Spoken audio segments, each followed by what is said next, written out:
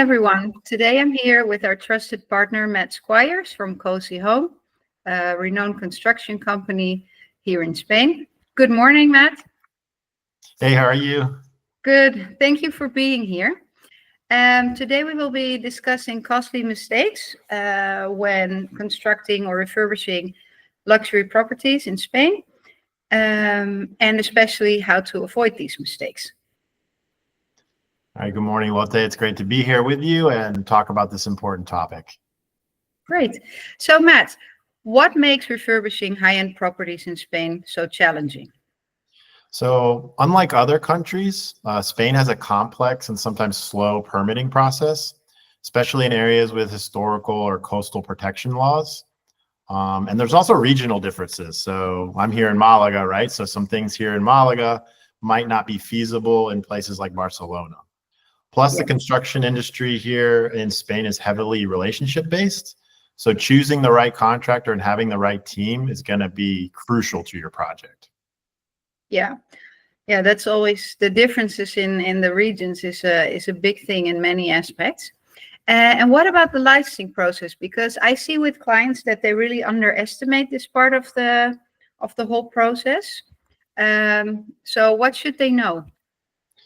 Yeah, so in Spain, unfortunately, bureaucracy is a major factor in renovations. And there's two types that clients need to be aware of, two types of licenses or permits. So you have the obra menor, which is minor works. So that's for small, non-structural changes. And then you have your obra mayor for major works. So this is needed for significant structural changes and new construction, which can take months to approve.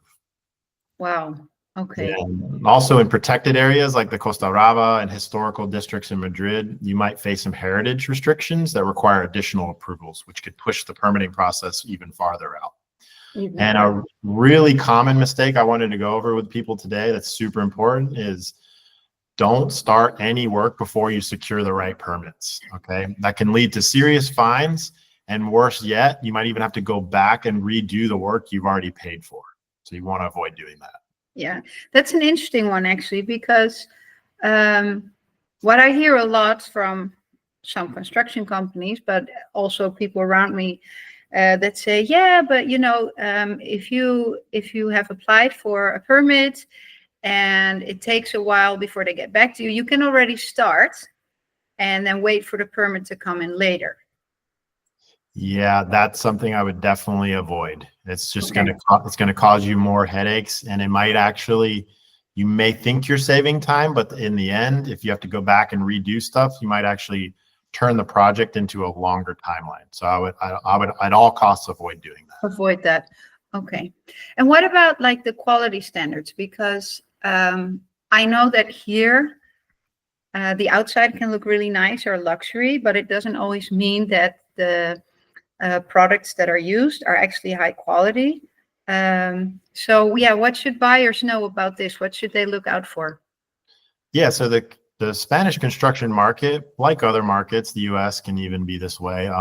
You have everything from high-end builders to cheaper cost-cutting type builders. So people that are looking for luxury homes should take a few things into consideration, and I'll kind of list out a few things here for them. So seems obvious, but number one is check to make sure that the builder is actually performing high-end projects, not just like normal residential type work. And you can do that by going to their website, looking at their portfolio. You can ask the contractor to send before and after pictures of projects that they've recently done so that you can see that they're actually performing luxury work. Okay. Also, you need to verify that the materials that they're using are premium products, right?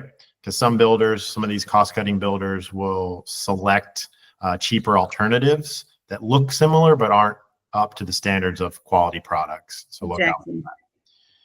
And I'd say on this list, the most important thing I'll go through here is demand detailed contracts with clear standards and timelines. Don't do a handshake deal with a builder saying, oh yeah, this is what it'll cost and I hope you get it done. No, you want to have a firm contract in place that actually protects both sides.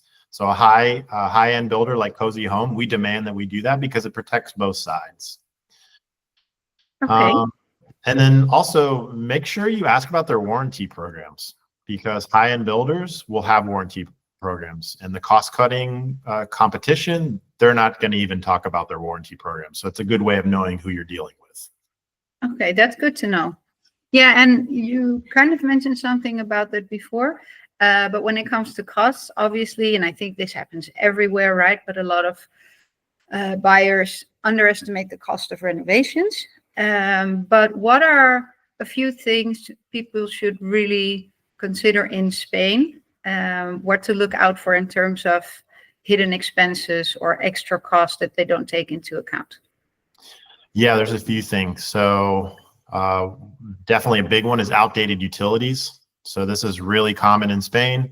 A lot of the luxury homes you might be looking at are going to need a complete electrical rewiring or plumbing updates to bring that home up to a modern standard.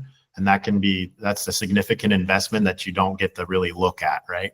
Yeah, exactly. And no one sees that. I mean, I've had it a couple of times that they have refurbished the house nicely, but then the plumbing and the electricity was still like from the 70s. So, yep.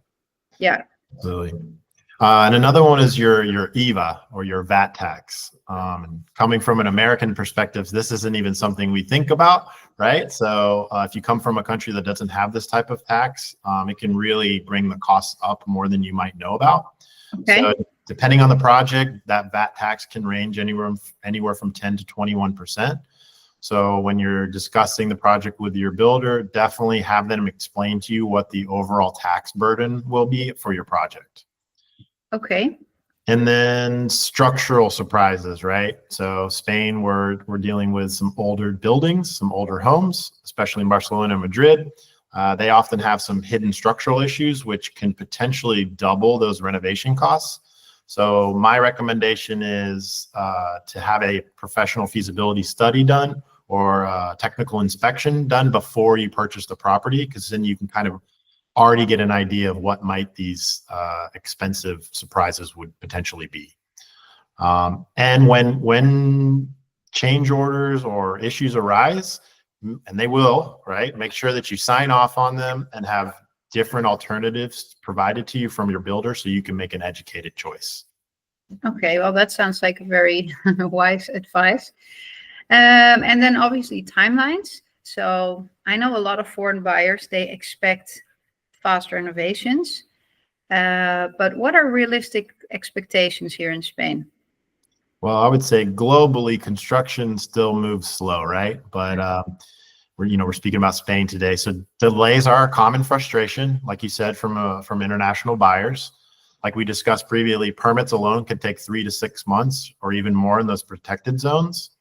The skilled tradespeople can be booked months in advance, especially in luxury markets like Mallorca and Marbella. And then in Spain, August is kind of a dead month for construction and other industries because these workers are going to take extended holidays. So my main piece of advice for these kind of things is the builder that you choose, make sure that they have multiple crews, multiple site supervisors, and multiple architects. This way that if you choose that builder, they'll be able to align their teams to be able to complete the project that you need done on your timeline.